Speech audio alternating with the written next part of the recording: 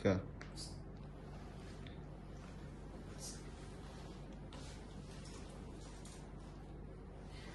Assalamualaikum warahmatullahi wabarakatuh.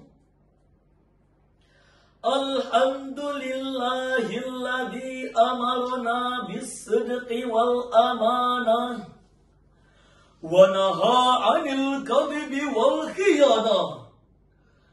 Assalatu wassalamu ala Rasulillah. Amma ba'd. Dewan Hakim yang arif lagi bijaksana, hadirin sebangsa setanah air yang kami banggakan. Media sosial layaknya pisau bermata dua, membawa dampak positif dan negatif.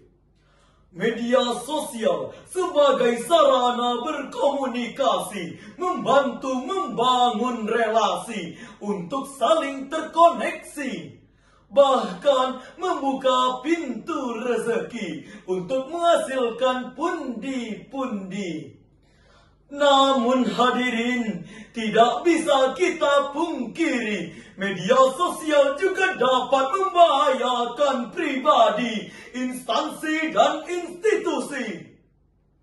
Akhir-akhir ini, media sosial sering disalahgunakan untuk menjalankan propaganda adu domba, memperluas jaringan teroris dan narkoba, penipuan, prostitusi online dan perdagangan manusia, bahkan sarana perpecahan sara.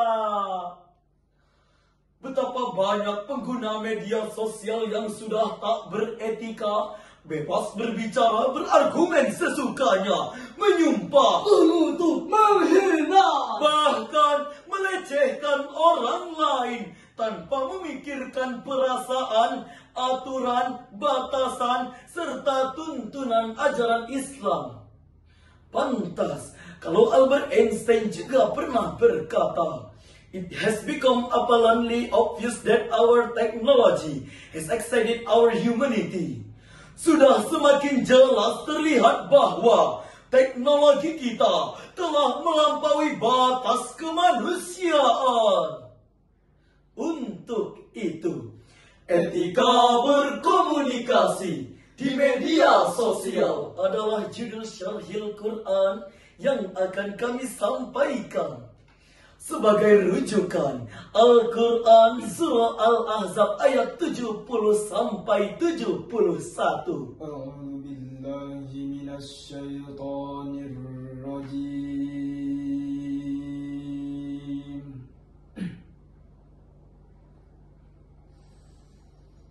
Bismillahirrahmanirrahim.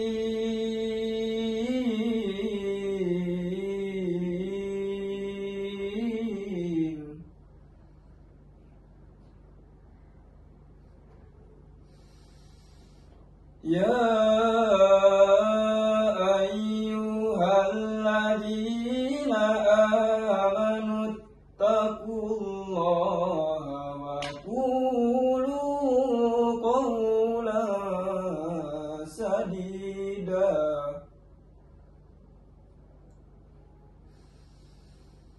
Yuslih lakum a'malakum wa yaghfir lakum dhunubakum.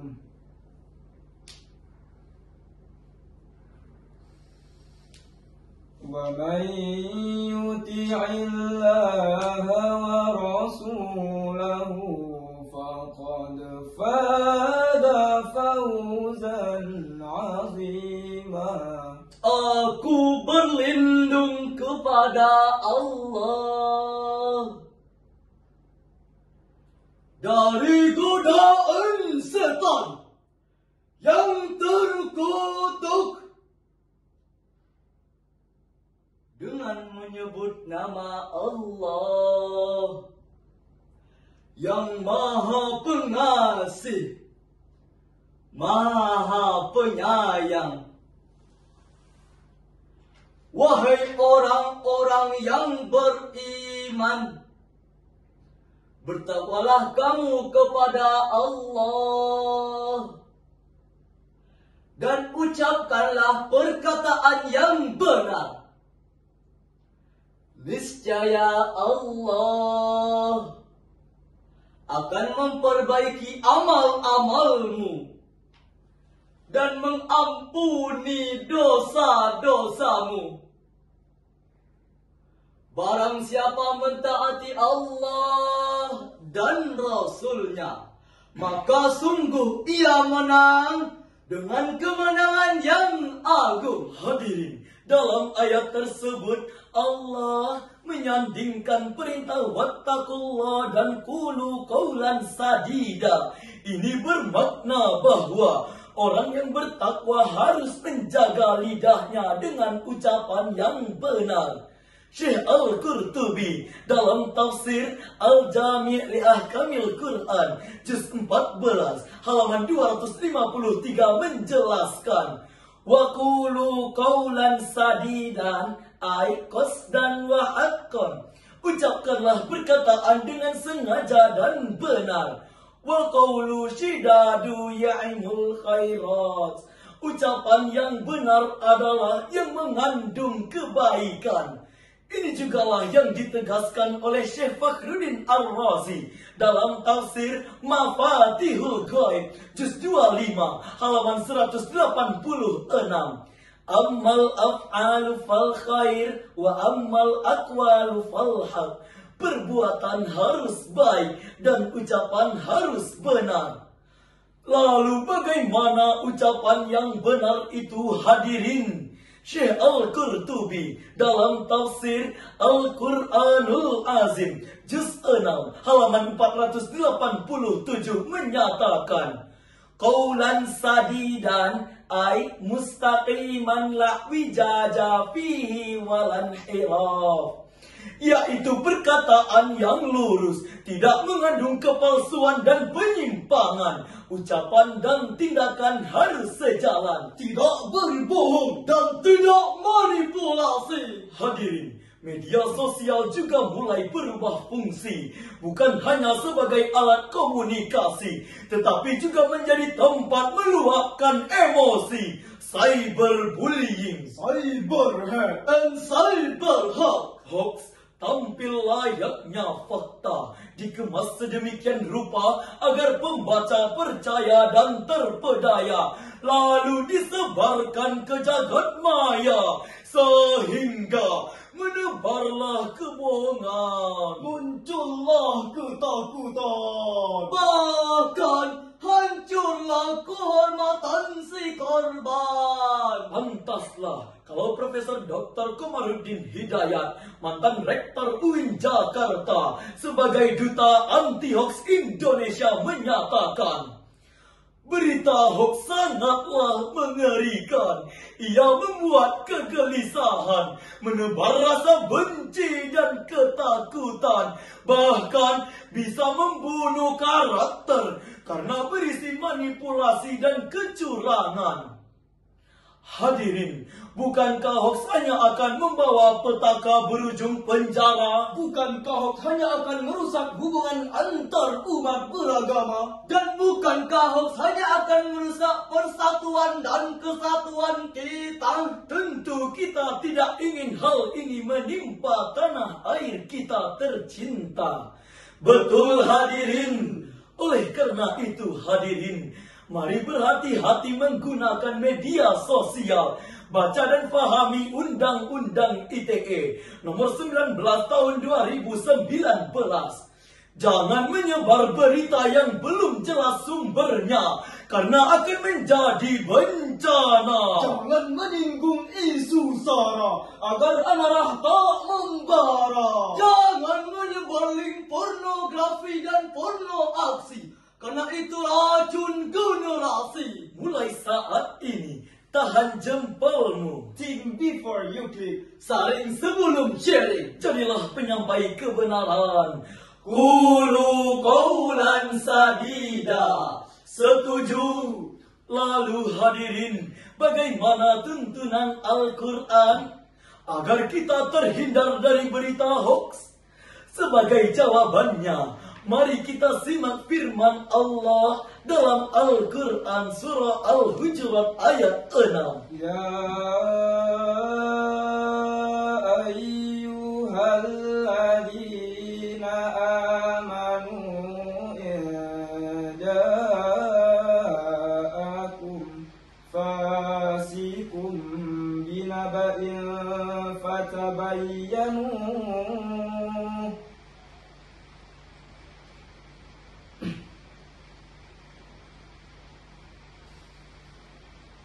an tusibu qauman bijahalatin fatusbihu ala ma fa'altum nadimin.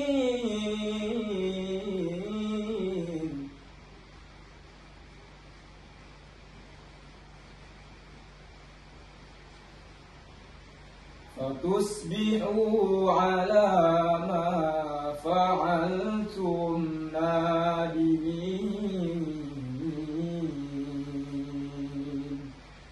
Sadaqallahul azim. Wahai orang-orang yang beriman,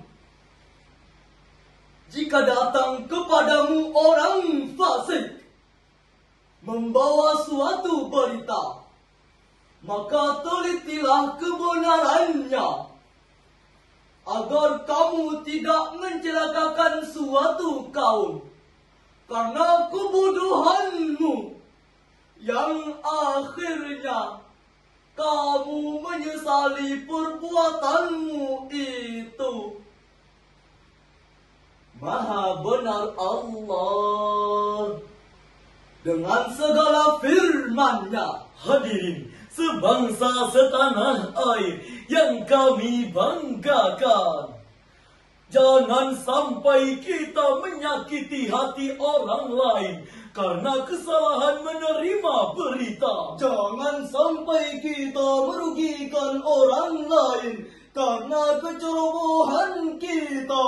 Jangan sampai kita menghancurkan bangsa ini karena kebodohan kita. Fatusbihu ala ma fa'altum nadimin.